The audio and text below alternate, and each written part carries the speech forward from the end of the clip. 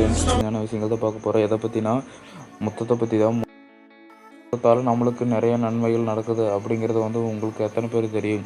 அதை பற்றின சில இன்ட்ரெஸ்டிங்கான விஷயங்கள் தான் பார்க்க போகிறோம். ஸ்ட்ரெயிட்டாக வீடியோக்குள்ளே போயிடலாம்.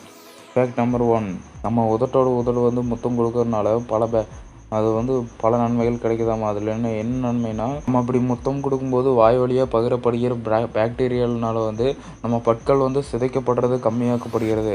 ஃபேக்ட் நம்பர் 2 முத்தம் கொடுக்கும்போது ஒவ்வொருத்தரோட மன அழுத்தம் கம்மியாகி நோய் எதிர்ப்பு அதிகரிக்கக்கூடியது. அதாவது முத்தத்தை பற்றின ஒரு தனி படிப்பிற்கு, அறிவியல் படிப்பிற்கு என்ன பேர்னா பிலிமேட்டாலஜி அப்படின்னு ஒரு பேர்.